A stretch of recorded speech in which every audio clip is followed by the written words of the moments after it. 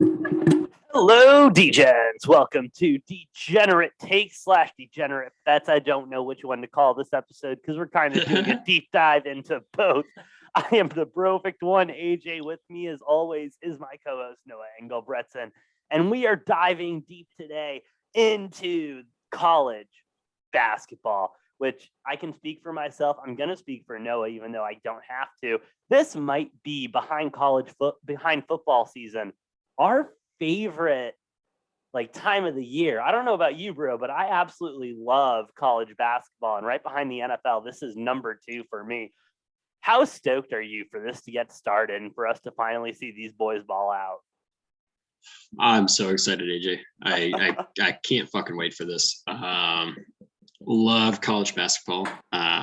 Obviously, betting wise, this is my creme de la creme. This is where I make my money throughout the year, is college basketball. But I do very much enjoy watching the games that I don't bet on. So we love seeing college basketball go crazy. We do. I'm excited for another good year. And me too. And Noah, it's one of the few sports where you can turn it on and just within a glimpse kind of live bet on a game and go from there. And or you see a ridiculously huge spread and you're not even worried about it to cover. Or you see your team that's completely undervalued in a game and you just get them at plus money and watch them destroy a team. Not to mention the Cinderella story is going into March Madness. Bro, we are in the best time of the year coming up with football and college basketball. Noah, I want to jump right into it. At the beginning of the season last year, you said, AJ, I need you to go ahead and put a bet in on Baylor to win the whole thing because they are going to do it. And Noah, I went into Vegas and I put a ticket on Baylor to win the whole thing, and God damn it, they won the whole thing. I did take them preseason. Unfortunately, AJ, I don't have that clarity this year. I don't have the same clarity this year. I don't have a team that I love preseason like I did. Really?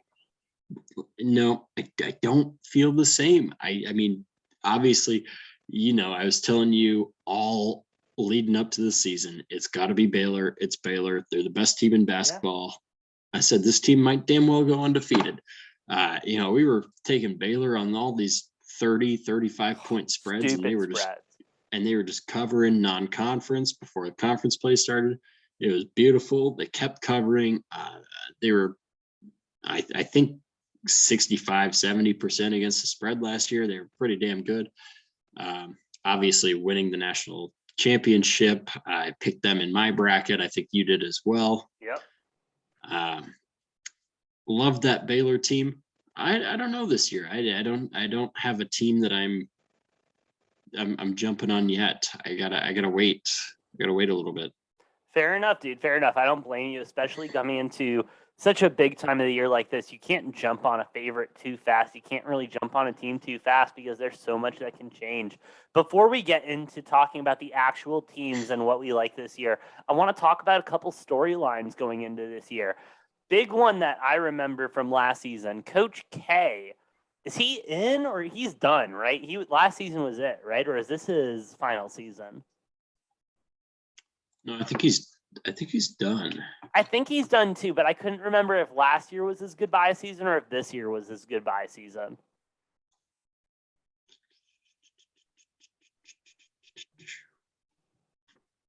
Because Coach K is out, that makes something different. But if this is his goodbye season, that might be something to look at. Yeah, I should know that, but I should too. No, don't get me wrong, I should too. But I just remember that being a story, and I just could not for the life of me looking that up right now. Took over in 1980. Yeah, that was a long ass time ago. No, he's retired. No, this is his last dance. This is his last dance. Yes. Yeah. Ooh.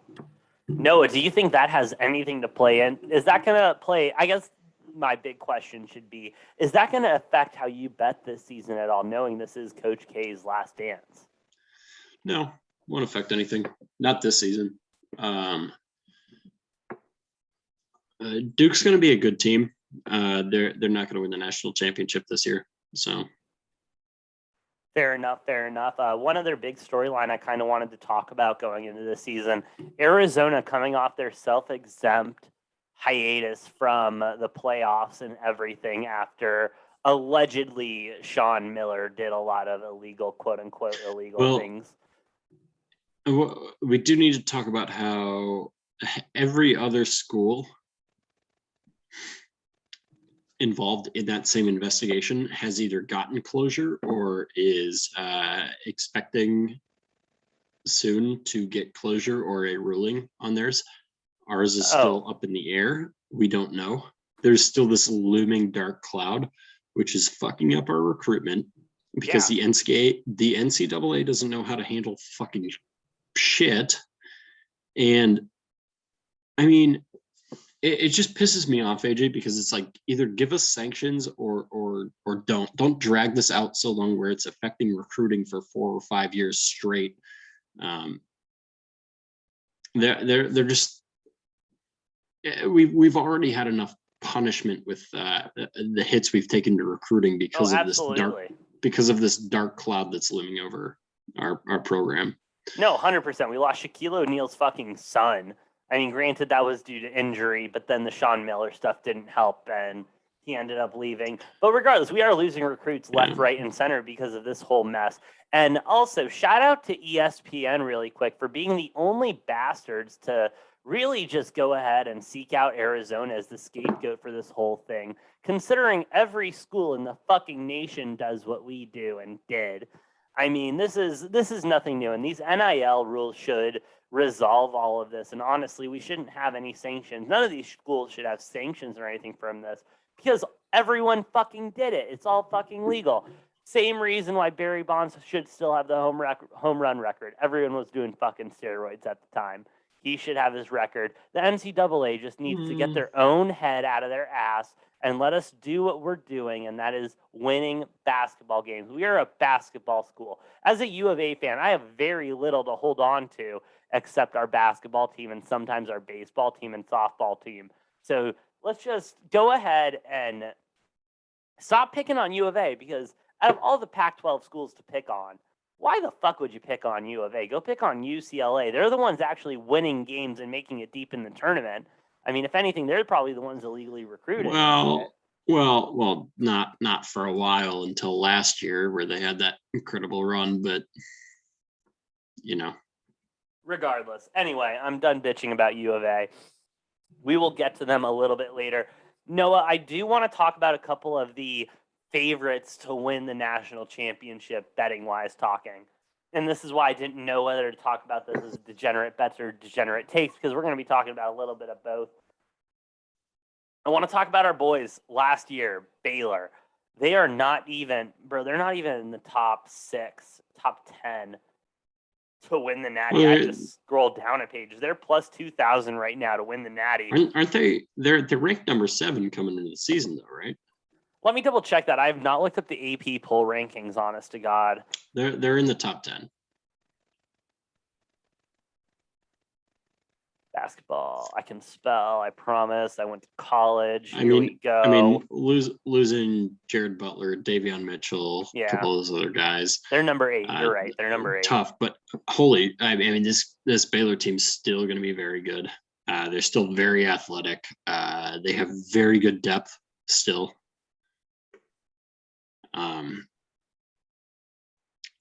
I think they'll win the Big 12. I don't think they're going to be the dominant Baylor that they were last year. I think they're going to lose a couple games. They might lose 4 or 5 games, but I still think we're going to see them in a 2 or a 3 seed come tournament time. I agree. I don't see them, I see them taking a small step back, but they're still going to compete. This team, they're going to out athleticize most of the teams that they play. Like, they're going to be too fast, too big, too strong for like most of the teams they play.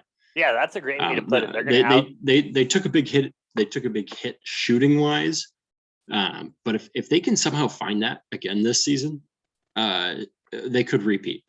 If they can find shooting, I don't know where they're going to find that from. I don't know that they will. I don't expect that they will. But if they can find a way to find shooting again, they're obviously a threat to win the national championship again. Oh, 100%, 100%. If they can find shooting, that team is going to be unstoppable. Going from the former number one team to the now ranked AP number one team, I want to talk about Gonzaga. I feel like every year when we start talking about college basketball, they're ranked number one or number two because they are a great program. I really have no problems with them. However, I just feel like number one is a little bit aggressive coming out of this season. Noah, what are your thoughts on Gonzaga? Because I truly was not impressed with them last year, and I didn't see any big recruiting moves trying to keep them at number one.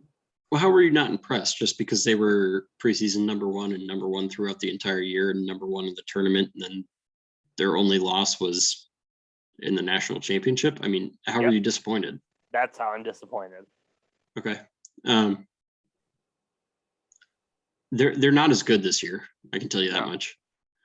Losing Corey Kispert and Jalen Suggs. They got the number one recruit in the country, Chet Holmgren from Minnesota, coming in. Dude's a fucking twig, which he's been a twig, and he's performed incredibly being a twig in high school and all that. And he'll probably be fine in conference play being a twig. But you put him up against some of the 7-foot centers who are like built and shit in college basketball. He's gonna be way too skinny. He's gonna get pushed around. He's not gonna do shit. I don't know. This is a Gonzaga team that I haven't looked at what their I don't know off the top of my head what their non-conference looks like, but they're going to be a 1 or a 2 seed again, probably, because they're going to sweep through their conference, no problem. Drew Timme, obviously a tremendous player, probably the best power forward in college basketball. But they don't have the 1 through 5 power that they had last year. They're not as good. I don't think they deserve to be number one in the preseason. No, I think they deserve. With you. I think they deserve to be top 10, potentially top 5, but they're it's whatever. Top 10, top 5, absolutely, but I don't see how they're number one going into the season whatsoever, especially after what you just said, all the losses they just had. They're not going to be as good. I think we'll see traditional Gonzaga type of shit here, where they're going to lose in the Sweet 16 or something like that this year. Oh, absolutely. And then really quick, Noah, I want to talk about number 2 going into the season on the AP ranking. You got UCLA. This was a team that returning all 5 starters. And I hate that. I hate as a person whose team is in the Pac-12, I hate that. As a sports bettor, I fucking love that. This UCLA team last season, whenever I would watch a UCLA game, I was just impressed with what they can do. What's my boy? My boy with I disagree. My boy with the dreads, the point guard. What's his name? Tiger Campbell. Fucking love that kid. That kid's got the swag to be a point guard. He's got the skills to pull it out. Don't get me wrong. They had some kinks last season, but I think they could massage them out. As you said, they're bringing back all 5 starters. They're having another chance to practice together, have another chance to train together, get the chemistry going. I'm feeling good about the UCLA team. This is a team that lost 10 games last year. Yeah. No, that's not a lot of games. And finished 4th in the Pac-12. Oh, did they really finish 4th? Yes. I'm saying this is a team that finished 4th in the Pac-12. And they went on this magical Cinderella run and almost made the national championship, obviously losing by a half-court heave by Jalen Suggs in the Final Four. This team was 1 loss away from missing the tournament last year. Shit. People are, and I will go to the grave with this, people are way too fucking overhyped on this. Yeah, they are returning all 5 starters. They're gonna be considerably better than last year, but they are not a top 5 team. Wow. Dude, they're gonna lose 5 games in the Pac-12. They're gonna lose like 4 to 6 games in the Pac-12 this year. Well, yeah, especially if the Arizona team shows up and shows out. Hopefully, we would like to see that. And I have no problem with them being ranked. I think they're going to be a lot better. I think they are going to be deserved of like a 4 or a 5 seed, or maybe a 3 at the best by the time the season's all said and done. But this is not a number 2 team. They're not going to get a 1 seed. They're not going to be that dominant because you know what? They didn't do it last year. I don't think.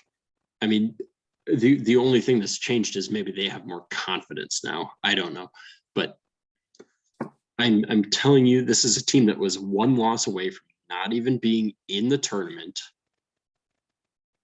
And now everybody's fucking losing their mind. Like this is like, you know, they're the number 2 team in the nation. It's like, okay, they went on a Cinderella run. All right, the Cinderella UCLA, according to Noah, not going to do as hot as they did last season. And I like them. I like them to win the Pac-12, but I like them to lose 4 or 5 games. And I think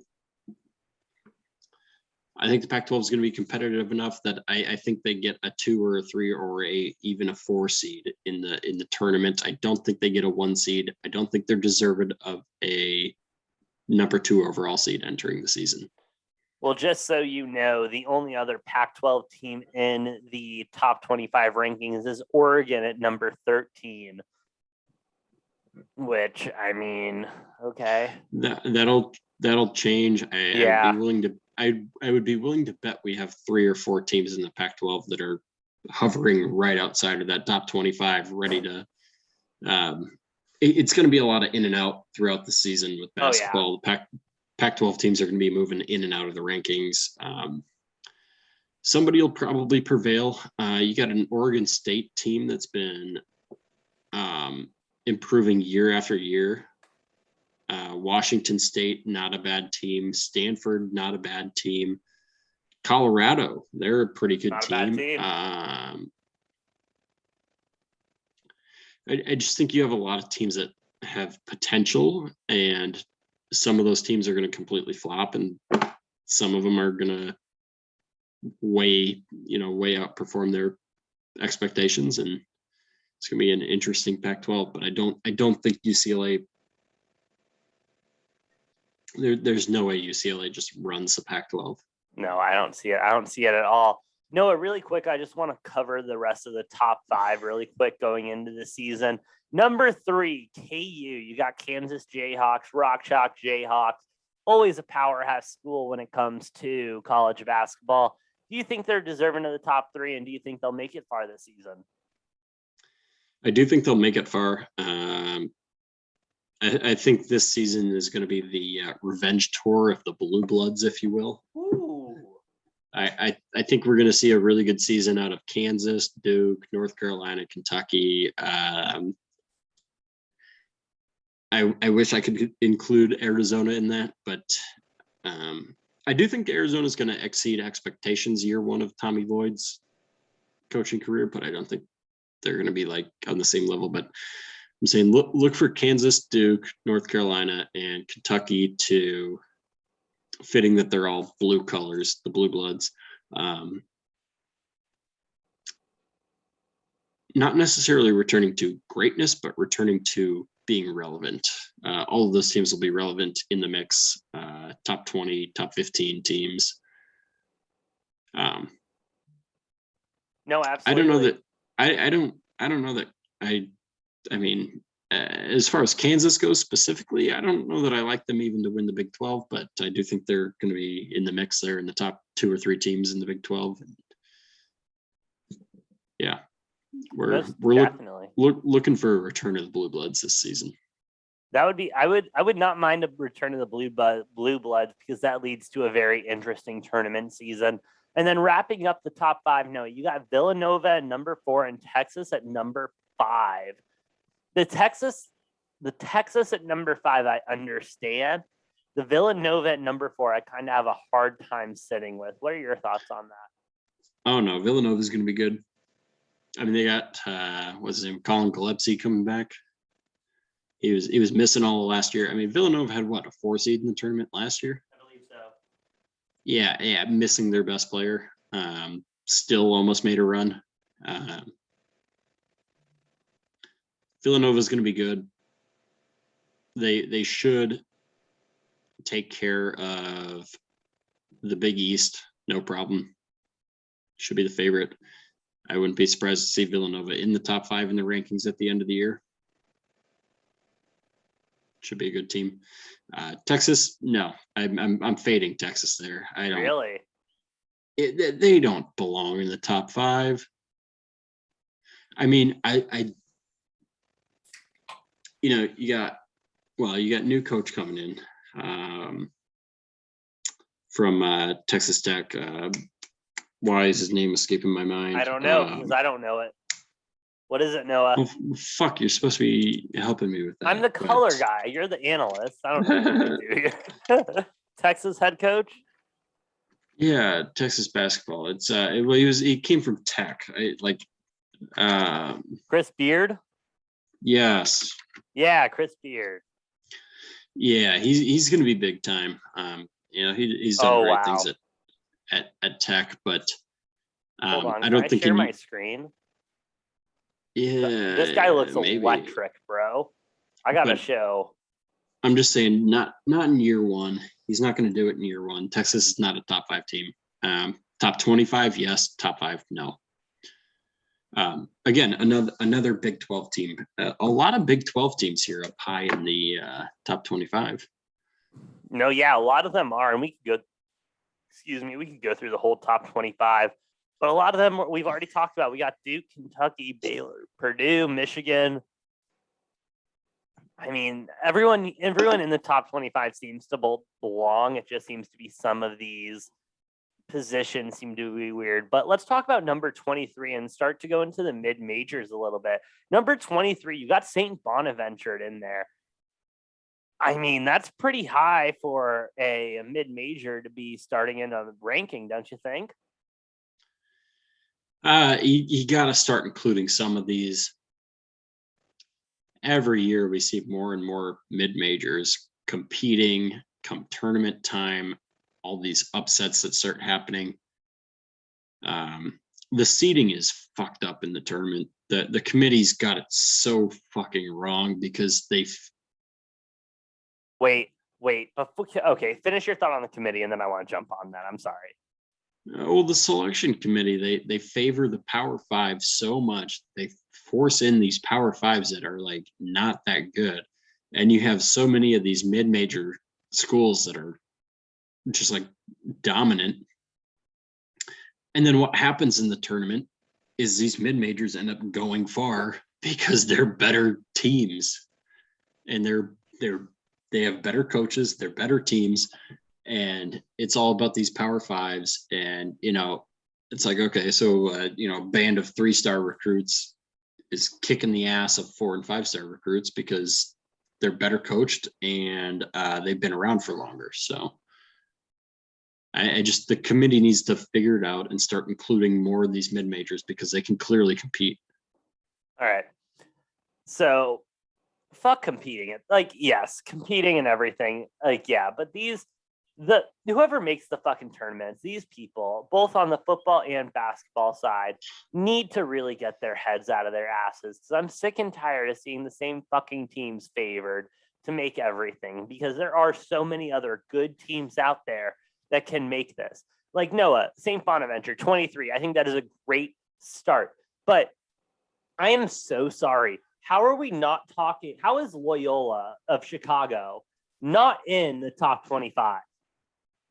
Like, can you explain that to me? Because I literally am flabbergasted by the fact that a team that has made a deep run in the tournament the last 2 years isn't in the top 25. Not the last 2, but two out of the last 3 tournaments. 2 out of the last 3 tournaments making a deep run with a lot of their starters returning.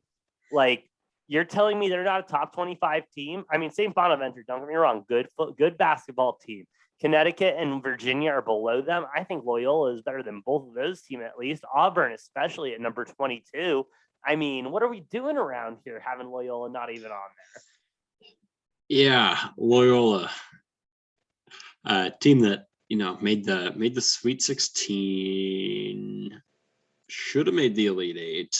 In my mind, obviously knocking off Illinois in the second round of the tournament in just embarrassing fashion. If you're an Illinois fan, embarrassing, beating them by double digits. So they're returning 4 out of their 5 starters this year. Loyola is. Damn. So I agree with you. I don't know how they're not in the rankings. This is a team that is like proven everything. They're still getting shit on by all these experts and analysts. They're like, oh, whatever. They're still getting discounted. I don't know why. They got Lucas Williamson, who won Missouri Valley Defensive Player of the Year last year. Probably the best defensive player in the country, if you ask me, last year. Dude was insane. He shut down Ayo Desanmu in that March Madness game. And, so you're returning 4 out of 5 starters. You're losing Cameron Krutwig, which is obviously, a major player. But you got Jacob Hudson coming in, who he'll be able to fill in very nicely. 6'10", athletic, big guy. He played a lot of minutes down the stretch in those late games in the season. And I wouldn't be surprised to see Loyola just clean sweep the conference schedule they have this year. No, honestly. I might budget in one little loss for them just in case some game goes wrong. But this Loyola team is dangerous. Like I said, returning 4 out of 5 starters. You're getting another very, very good center in for the one starting position you're losing. They have incredible depth. A new coach is something you could possibly look at, but I would have liked to see this Loyola team ranked 22, 23 coming into the season. They deserve it. They've got a really weak schedule, their first 6 games, but then they go into the battle for Atlantis in the Bahamas. They play Michigan State first game. I believe they have either UConn or Auburn, the winner of that game, for their second game. Could end up playing Baylor in the championship of this one. Looking at this battle for Atlantis, you got Michigan State sitting right outside of the top 25. A lot of people, they've received votes. They're right out there at 26, 27. I like Loyola to beat them. I don't know. This Loyola team is dangerous, and they're being slept on, and they've been slept on, and they keep getting slept on, and I don't understand why. It's how many deep tournament teams does this team need to make before they get some respect? Apparently a lot more, because Noah, looking at the I'm on the AP site right now, and excuse me, after the top 25, they show other teams receiving votes. God. Yeah, Loyola, they don't have one. No, Loyola doesn't have one. Arizona is 26. Louisville, Notre Dame, and BYU have 3. Fucking ridiculous. Dude. God bless it. I hate being sick. I'm so sorry. Fuck. Yeah, this team has quite possibly been the most disrespected team over the last 4 to 5 years. If we look at a 4 to 5 year window, this may be the most disrespected team in college basketball or college sports. They get no recognition for anything. Everyone's always doubting them. And what do? They just perform. They come out and they kill it. They absolutely do. And I can't wait to just bet on them as underdogs all season and enjoy that money. Well, they're not going to be underdogs, but they're not going to be as big of favorites as they should be. And I don't know. All I'm saying is this is a team to watch out for again. Lenardi's finally swallowing his fucking balls and putting them as an 11 seed entering the season in his very, very early bracketology. But I have some strong feelings about Joe Lenardi and his I know you do. bullshit picking of teams, as well as the committee. I mean, he just predicts what the committee is going to do. He's not involved in it. The committee sucks. But I'm like, come on, you're starting him at an 11 seed. Give me a break. This team should be a 6 or a 7 seed minimum in your preseason projections, because they are going to be great. This Loyola team will dominate. If you like betting, bet on Loyola. Take them to cover. They're going to cover a lot of games because they're going to be underestimated. I agree with you completely. No, I really do. Loyola is probably my favorite of the mid-majors to do really well in this season and go into the tournament. And I like St. Bonaventure. I like Richmond. I like some of those other mid-majors to be hot. But I'm telling you, Loyola will be the number one mid-major. They will be. They are the not even will be. They are the number one mid-major. I can't agree with you more, bro. I really can't. They're awesome. I think they're the only one that can routinely compete with Power 5 teams. Yeah, and they've been proven to do that, especially throughout the tournaments and everything. And I think I haven't looked at their schedule yet, but I hope they have a couple more Power 5 conference teams in their schedule. They probably don't. Well, they did play a little secret exhibition against Wisconsin. Last week. A secret exhibition against Wisconsin. Yeah, so it didn't count for anything, but it was 2 20-minute halves. I think Loyola ended up winning by it was double digits. I don't remember if it was 12 or 14 or 16 or whatever it was, but we had 16 points from Lucas Williamson, 12 points from Jacob Hudson. So those were the top two scorers. I think Loyola played 9 guys 10 minutes or more in that 40-minute exhibition. So I'm sorry, is this breaking news right now? Well, it was not media covered, so it was only on Twitter. But there weren't a lot of people invited to this. Like I said, it was a secret exhibition. Wow. But yeah, Loyola having their way with Wisconsin. That is a Power 5 team. That's a Power 5 school right there. That they beat by double digits, apparently, in that. Completely handled them. Yeah, I don't know. Loyola's going to be a good team. We're all in on the Ramblers for this season. Sister Jean, 102 years old. God bless that woman. Well, hey, she has been. Hey, the older she gets, the more powerful this Ramblers team gets. Honestly. So this is the year, right? Well, I don't know. Maybe, I mean, if she keeps on living, she's just going to get more and more powerful. So true. So they could go on a 3-5 4-year run. Fucking let's go Loyola. I don't know, maybe more. Maybe she lives to 112 and they're just like start becoming like, maybe they're the next Gonzaga. I don't know. Shit. They're just taking over. There's some mid-major that just is dominating the game because the power of Sister Jean, backed by God, the Holy Spirit's just carrying the team to all the victories in the world. Who knows? In the name of the Father, Son, Holy Spirit, and Sister Jean, we will kick your ass in this game. Go Loyola. We do love Sister Jean. We do love Sister Jean. Shout out Sister Jean. God bless. I'll drink some extra communion wine for her this weekend. Noah, any other big thoughts on this epic college basketball? Because this is going to be college basketball with fans back.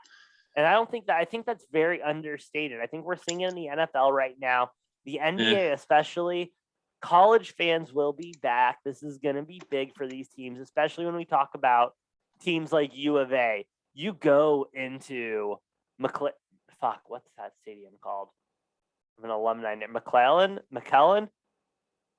What? Right? McClellan? The McHale Center. McHale Center. Yeah, you go to the McHale Center and that student section fucking rocking out. You go to the field house and those KU Jayhawks rocking out. I mean, fans are back. I think that's going to be, home field advantage is going to be a thing again. Yeah, I do have one more take, and that is if ASU has another bad season, Hurley is fired. He is out of there. No, I don't want Hurley to be fired. I love that man. I don't either. I like shitting on him, but I love it when Hurley comes to McHale and we literally make him get ejected.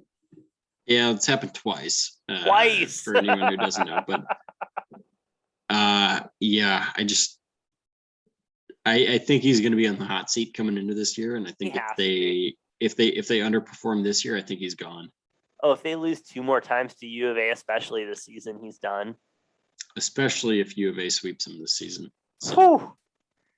God, so U of A, please don't sweep them because I need another year to shit on Bobby Hurley. How many fucking 5 stars can ASU squander?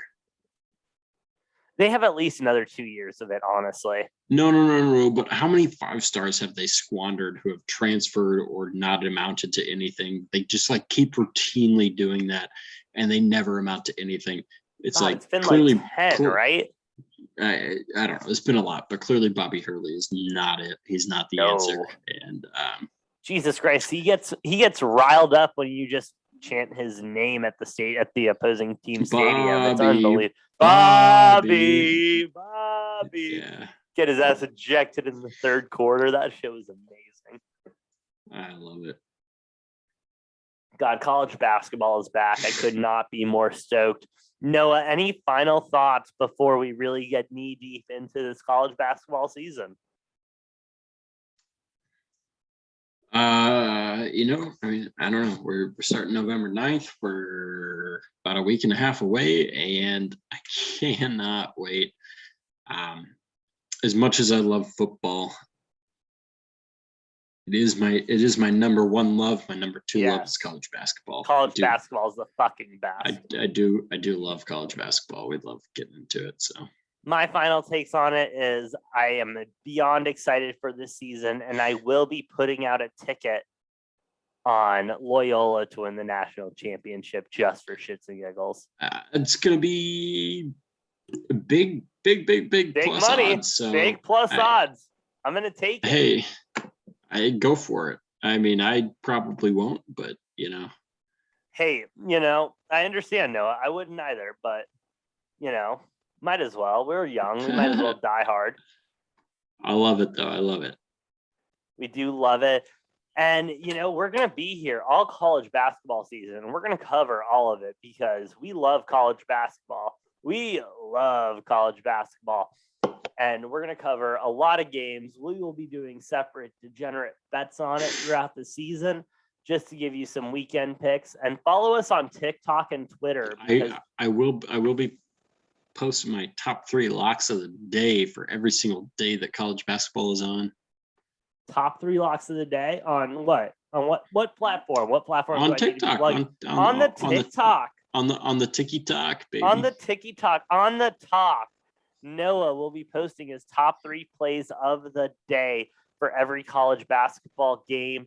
And I will at least post 1 pick because I can't pick 3. I promise you that. But I'll do 1 lock of the day minimum. We're just going to be posting on there nonstop. If you're not following us at Degenerate Takes 69 on TikTok, you need to start doing that now or else you're just losing out on money. I mean, we're not professionals here by any means whatsoever, but we kind of know what the fuck we're doing. Right, Noah? Sometimes. Yeah, most of the time. Hey, we do call ourselves degenerates, so you run that risk. You do run that risk. You do run that risk. You do. But anyway. But sometimes we hit. So we do hit sometimes. With that being said, next week, don't you worry. We will be back with so many more bets to go on Degenerate Bets. And we will also be back next week with all of our takes on the college football season, the NFL season, this week 8, week 9 action we got going on. And we'll even throw some World Series stuff in there, some NBA, NHL in there, because we haven't talked about it in a minute. And there's just so much going on. You literally cannot miss an episode of us. We are stuck in the middle of the equinox right now, AJ. It's ending soon though, because it is unfortunately soon, way too soon. Unfortunately, but we are currently in the middle of the sports equinox. We are. It couldn't be more beautiful. Beautiful. It's beautiful. I love it. It's beautiful. And then Noah, by the way, we get to look forward to next January, late January / February, betting on not only the Super Bowl, but also the Winter Olympics. So we do have Winter Olympics. So if you're a sports gambler, degenerate like us, which is why you're listening to this podcast, I mean, you really could not have been born at a better time, because here we are about to have all the picks, make all the money, take all the money from the sports book. Again, remember, we don't have to bet the whole board, but we damn as well might. And we will continue to do that on the next episode of Degenerate Takes and Degenerate Bets.